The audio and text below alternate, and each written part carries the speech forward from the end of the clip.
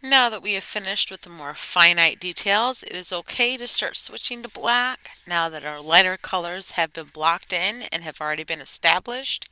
Here I'm using a medium flat about the size of my index finger when it comes to the width of my finger pad, and I am spreading this heavy section of paint out by using the flat of my brush and smoothly gliding it from one part of the body to the other. Now, it's super important to take into consideration if you want to do a detailed amount of shadowing. If you want to add shadow, it's always nice to add a nice, soft, kind of translucent layer of black and then build layer by layer to create a darker shadow so you can move from light to dark if you choose to do so.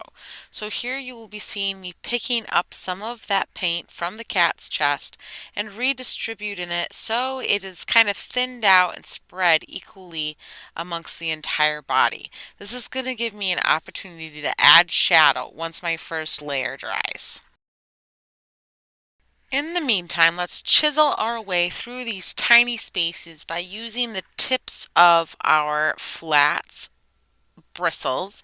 And then for the wider spaces, like around the cheeks, you can feel free to use the side of the flat.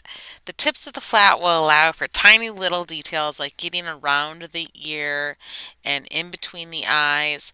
And then the side of your paintbrush will help you cover wide spaces like the hips and the chest more efficiently and more quickly. So here I used a little too much paint. You can see how intense this black is. So like I did before, I'm going to borrow some of the paint from this area and spread it to other areas, like the tail. I might even also use it to help add shadow onto my cat's head and body once my first layer of paint dries. If I start adding shadow now, it's just going to become a wet, hot mess.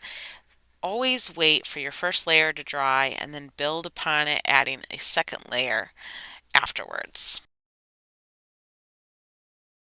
You could also find it super helpful in picking up that extra paint and using just the tips or the bristles of your flat to help draw in finite details, almost like a pen or a pencil or like a black ink pen, to get the legs and the paws and the different body parts of your cat established. That way that they are standing out and are seen more prominently than they were from the get-go. Now here I'm dabbing in a secondary layer of black along the hips of my cat to help kind of darken this area and help separate it from the front of my cat. This is a perfect way to create depth too, and to help different pieces of your artwork pop forward and other pieces pop backward. Obviously, there's going to be some areas that you're going to need to add an additional layer of black on top, so that way it all comes together as one cohesive whole. If you need to do that, feel free and go ahead and do so. Just start small. You don't want to add like an extremely strong black with lots of water, because A, your black's going to be way too out of control, and B, if you have way too much paint, it's going to be way too dark. So just go gradually. Be very, very careful with the amount of water that you use when you're adding this additional layer. So just like I did with the background, I'm going to do the same thing with the area underneath my cat. I'm going to use a decent amount of water when doing my artwork. And instead of purple, I'm going to use brown at this point. And I'm going to create a wash with a large flat brush. I'm going to drag it along the edge of my paper to the edge of my cat's body and vice versa. It might even be easier to line my brush up with the shape of my cat's body and drag my brush out in a way so that way I don't risk risk getting brown paint all over my black cat's body. Totally up to you though, your art, your choice, but you are going to want to use a wash. So that's a decent amount of water with maybe one happy birthday song or half of a happy birthday song of brown paint, and you're literally just going to cover the space from left to right. Once that dries, let's wait for it to dry completely and then add an additional layer for our shadow.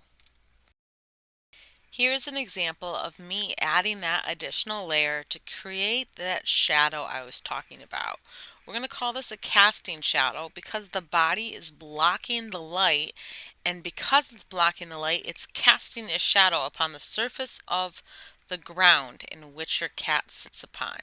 You can create casting shadows by adding an additional layer of paint or shade to a specific area.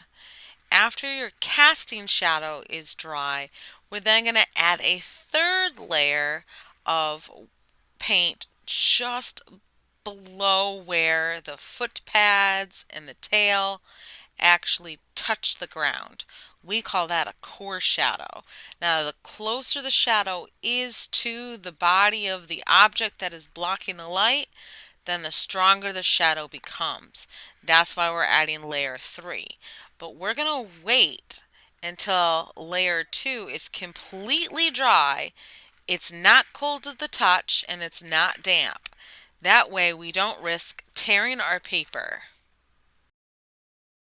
Oh, and don't forget this process with your pumpkin as well, because obviously your pumpkin is also a solid figure and also will be casting a shadow upon the surface of the object in which it sits upon.